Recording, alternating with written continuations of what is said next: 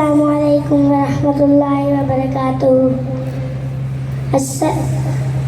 أخبرنا الشيخ المحدث بزمانه المحقق بعصره الوحيد بدهره المتمسك بمنهج سلفه العامل بعلمه المشهور بورعه الماهر بأسماء الرجال العلام غلام مصطفى زيد الأمنفوري.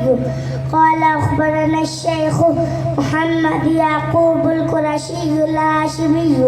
قال أخبرنا الشيخ محمد إسماعيل بن إبراهيم السلفي. قال أخبرنا الشيخ الإمام الحافظ عبد المنان الوزير آبادي.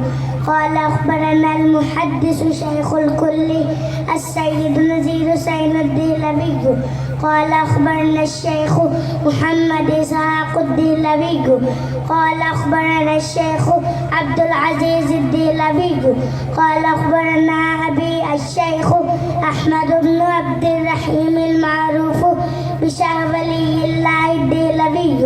قال أخبرنا الشيخ محمد بن إبراهيم الكردي. قال أخبرنا الشيخ والدي إبراهيم الكردي. قال أخبرنا الشيخ أحمد الكشاشي. قال أخبرنا الشيخ أحمد بن عبد القدوس الشناوي.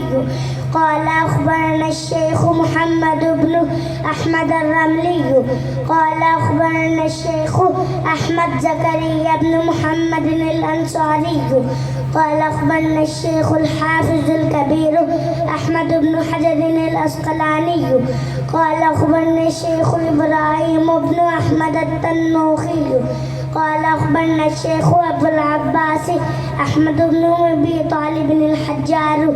قال أخبرنا الشيخ السراج الحسين بن مبارك الزبيدي عن الشيخ عبد الأول السزي العروي عن الشيخ عبد الرحمن بن المظفر الداودي عن الشيخ عبد الله بن أحمد السرخسي عن الشيخ محمد بن يوسف الفرابري عن أمير المؤمنين في الفقه والحديث الإمام أبي عبد الله محمد بن إسماعيل البخاري الجوفي. قال حدثني أحمد بن إشكاب قال حدثنا محمد بن فزيل عن أمارة بن القعقاع عن أبي زرعة عن أبي هريرة رضي الله عنه قال قال النبي صلى الله عليه وسلم كلمتان حبيبتان إلى الرحمن خفيفتان على اللسان ثقيلتان في الميزان سبحان الله وبحمده سبحان الله العظيم. نعرہ تکبیر.